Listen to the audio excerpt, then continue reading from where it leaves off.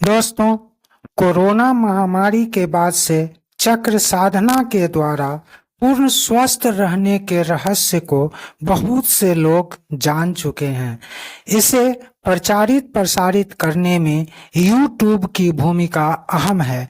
इसके लिए मैं YouTube को धन्यवाद देना चाहता हूँ। चक्र साधना ऐसी प्राकृतिक चिकित्सा है जिसे अच्छी तरह समझकर नित्य प्रति किया जाए तो व्यक्ति पूर्णतः स्वस्थ रह सकता है। उसे कभी भी किसी वैद्य या चिकित्सक के पास जाने की जरूरत नहीं पड़ती है।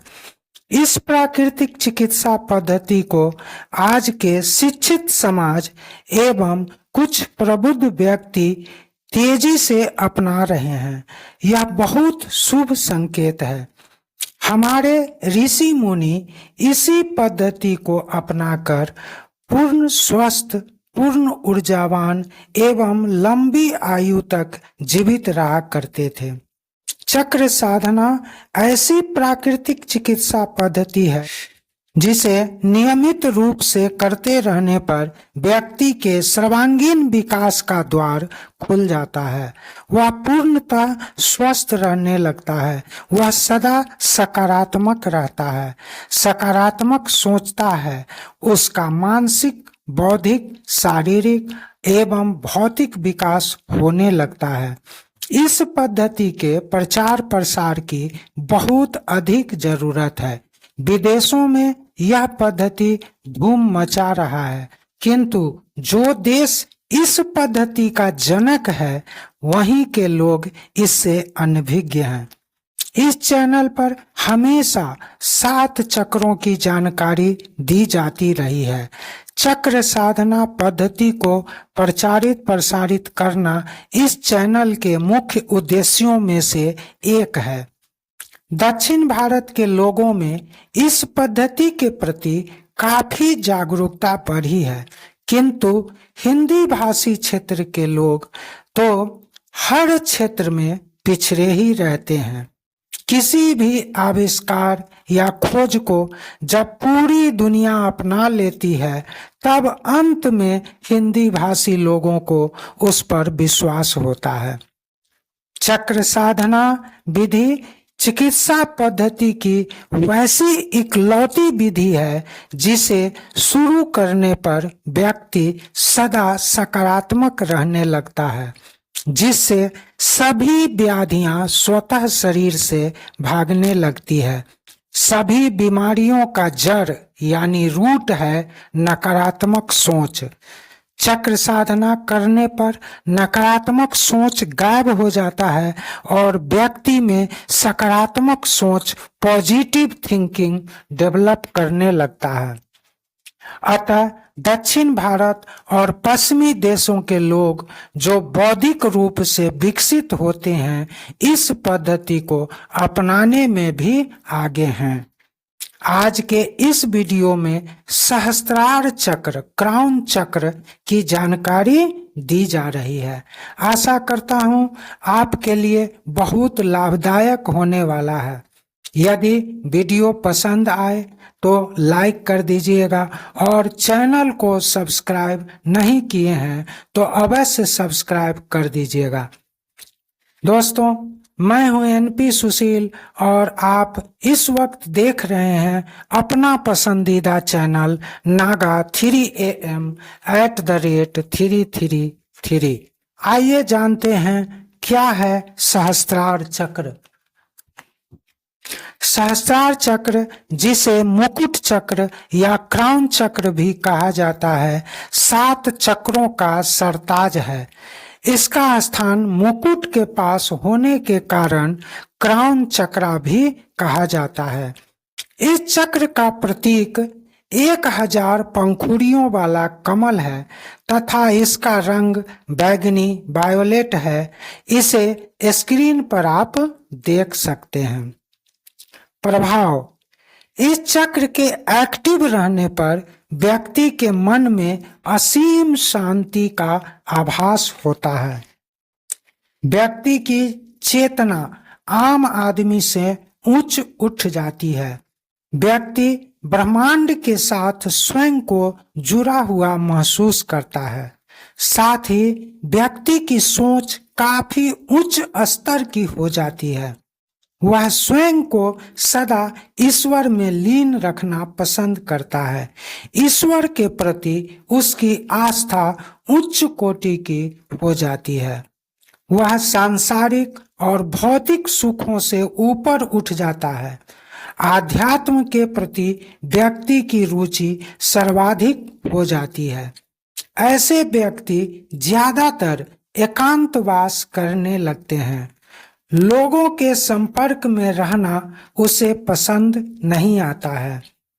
ईश्वरीय कार्य में बढ़ चढ़कर भाग लेने लगता है। सारांश यह है कि जिनका सहस्त्रार चक्र, क्राउन चक्र जागृत रहता है, वे सदा आध्यात्मिक अनुभूति महसूस करने लगते हैं। समाज में रहकर भी सबसे दूर रहने लगते हैं, क्योंकि उन्हें ज्ञान की प्राप्ति होने लगती है। ईश्वर के सदा साथ होने की अनुभूति होने लगती है। और जब व्यक्ति को ईश्वरीय अनुभूति होने लगती है तो वह सांसारिक और भौतिक सुखों को दरकिनार तो करेगा ही, एकांत प्रिय तो हो ही जाएगा। दोस्तों, अब जानते हैं सहस्त्रार चक्र जागृत होने के अन्य विशिष्ट लक्षण। पहला, अद्भुत खुशबू। जब व्यक्ति का सहस्त्रार चक्र जागृत हो जाता है तो व्यक्ति अद्भुत खुशबू की निकटता महसूस करने लगता है। दूसरा, सफेद प्रकाश। जिन साधकों का सहस्त्रार चक्र खुल जाता है, वे जब भी नेत्र बंद करते हैं तो उन्हें अपने मुकुट के पास सफेद प्रकाश पुंज निकलता दिखने लगता है। तीसरा, तीसरी आंख, थर्ड आई। आज्ञा चक्र के खुले बिना सहस्त्रार चक्र खुल ही नहीं सकता है। जब व्यक्ति का सहस्त्रार चक्र खुल गया है तो समझना चाहिए कि आज्ञा चक्र पहले ही खुल चुका है। ऐसी स्थिति में व्यक्ति अपने छठी इंद्री के द्वारा सहस्त्रार चक्र को स्पष्ट देखने लगता है। लोगों के ललाट और मुख को देखकर ही उसके मन को पढ़ लेता है। नेक्स्ट, सांसारिक सुख एवं भौतिक वस्तु। सहस्त्रार चक्र के खुल जाने पर व्यक्ति प्रभु की निकटता का असीम सुख पाने लगता है, जिस कारण उसे भौतिक सुख और सांसारिक सुख तुच्छ प्रतीत होने लगता है। नेक्स्ट, शांति। जब व्यक्ति का सहस्त्रार चक्र खुल जाता है तब व्यक्ति सदा शांति महसूस करने लगता है। व्यक्ति की चेतना उच्च स्तर की हो जाती है। व्यक्ति सदा ब्रह्मांडीय शक्ति को अपने इर्द गिर्द महसूस करने लगता है। नेक्स्ट, मस्तिष्क की क्षमता में वृद्धि। सहस्त्रार चक्र के खुलते ही व्यक्ति के मस्तिष्क की क्षमता कई गुना बढ़ जाती है, जिस कारण ऐसे व्यक्ति दूसरों को देखते ही उसके मन की बात को पढ़ लेता है। उसके आने का क्या अभिप्राय है पहले ही जान जाता है। उसके मन में उठ रहे प्रश्नों को उसके बताने से पहले ही बता देता है। नेक्स्ट है सिर में दर्द। किसी किसी व्यक्ति के साथ ऐसा भी होता है कि सहस्त्रार चक्र के जागृत होने के बाद उसके सिर में मीठा दर्द महसूस होने लगता है। यदि किसी साधक के साथ ऐसा हो तो घबराने की जरूरत नहीं है। कुछ ही दिनों में इसके अभ्यस्त हो जाएंगे। यह दर्द आपको याद दिलाता रहेगा कि आपका सहस्त्रार खुला हुआ है। इस दर्द को अन्यत्र ना लें, यह एहसास मात्र है। तो दोस्तों अब जानते हैं सहस्त्रार चक्र अवरुद्ध होने के लक्षण। पहला, थकान। सहस्त्रार चक्र के अवरुद्ध होने पर व्यक्ति अपने अंदर ऊर्जा को स्टोर नहीं रख पाता है, जिस कारण उसे लगातार थकान और सुस्ती महसूस होता रहता है। इस स्थिति में व्यक्ति लगातार सोता रहता है या उन्हें नींद ही नहीं आती है। यह लक्षण सहस्त्रार चक्र के विकृति के हो सकते हैं। दूसरा, सिर दर्द। जब सहस्त्रार चक्र अवरुद्ध रहता है तो व्यक्ति प्रायः गंभीर सिर दर्द से परेशान रह सकता है। तीसरा, एलर्जी। सहस्त्रार चक्र के निष्क्रियता की स्थिति में व्यक्ति को अंधेरा पसंद आने लगता है। किसी भी प्रकार की ध्वनि से भी उसे एलर्जी हो जाता है। यहाँ तक कि व्यक्ति रात में भी पूरा अंधेरा कायम रखना चाहता है।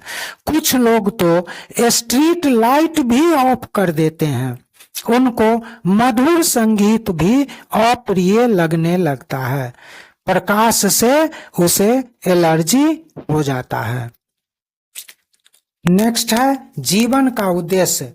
जब व्यक्ति का सहस्त्रार चक्र अवरुद्ध हो जाता है तो प्रभावित व्यक्ति अपने जीवन के उद्देश्य के प्रति उदासीन हो जाता है।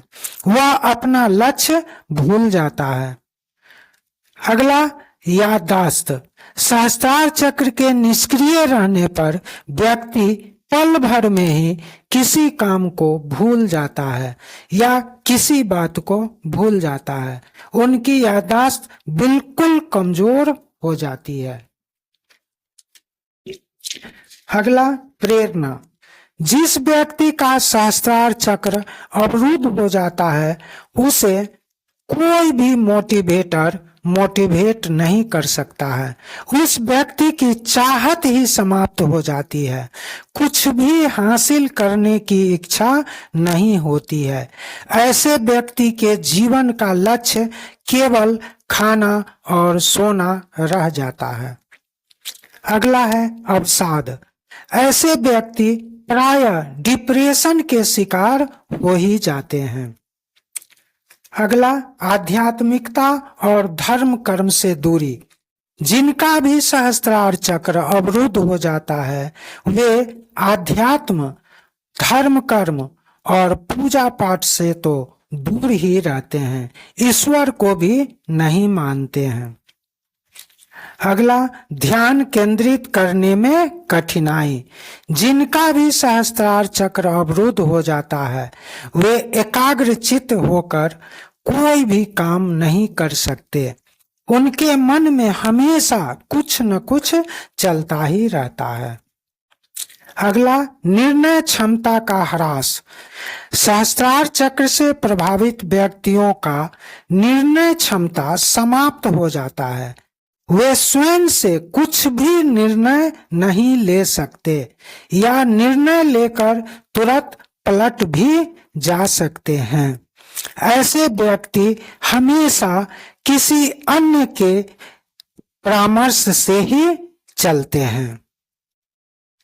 अगला है आत्मविश्वास। ऐसे व्यक्ति का आत्मविश्वास शून्य स्तर, 0 लेवल पर पहुंच जाता है। तो दोस्तों अब जानिए कैसे जागृत करें अपने सहस्त्रार चक्र को। सहस्त्रार चक्र को शीघ्र जागृत करने के लिए बीज मंत्र विधि का उपयोग करना सबसे उचित रहता है। वैसे कुछ योग से भी यह चक्र खुलने लगता है। इसके लिए किसी कुशल योगा शिक्षक के देख रेख में ही इसे करना चाहिए। बीज मंत्र विधि से सहस्त्रार चक्र को एक्टिवेट करना। दर्शकों को यह जानना जरूरी है कि यदि किसी व्यक्ति का आज्ञा, विशुद्धि, अनाहत, मणिपुरम, स्वादिष्ठान एवं मूलाधार चक्र जागृत है तो उन्हें सहस्त्रार चक्र पर कार्य करने की जरूरत नहीं है। ऐसे व्यक्ति के सहस्त्रार चक्र आवश्यकतानुसार जागृत रहता ही है। यह भी जानना जरूरी है कि सहस्त्रार चक्र में ज्यादा प्रवेश नहीं करना चाहिए। जब सहस्त्रार चक्र पूर्ण अवरुद्ध प्रतीत हो तभी कुछ ही दिनों के लिए इस चक्र पर कार्य करना चाहिए या नीचे के चक्रों पर ही कार्य करना चाहिए। सहस्त्रार को काम चलाऊ जागृत करने के लिए नाड़ी शोधन करने के पश्चात अपना संपूर्ण ध्यान मुकुट चक्र पर केंद्रित करके ओम बीज मंत्र का जाप प्रतिदिन सूर्योदय के समय कम से कम 28 बार इस प्रकार करना चाहिए।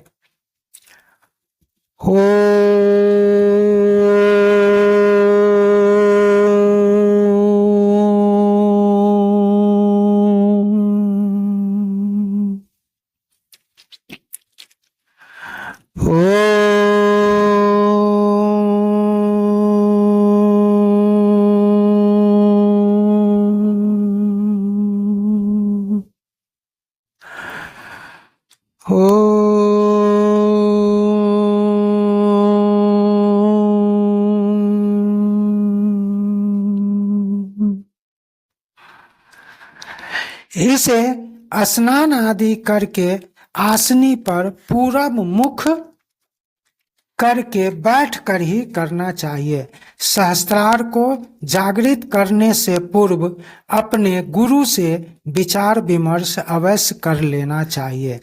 पुनः बता दूं कि यदि आप मूलाधार से आज्ञा चक्र तक कार्य कर रहे हैं या सिर्फ आज्ञा चक्र की ही साधना नियमित कर रहे हैं तब भी सहस्त्रार के साधना की जरूरत नहीं पड़ने वाली है। दोस्तों, अभी तक इस वीडियो को देखने के लिए धन्यवाद। चैनल को ग्रो कराने में आपकी भूमिका अहम है। आप सबों का प्यार इस चैनल को मिलता रहे तभी यह चैनल अपने उद्देश्य को सफलतापूर्वक हासिल कर पाएगा। मिलता हूं अगले वीडियो में, तब तक के लिए आज्ञा दीजिए। नमस्कार, जय हिंद, जय भारत।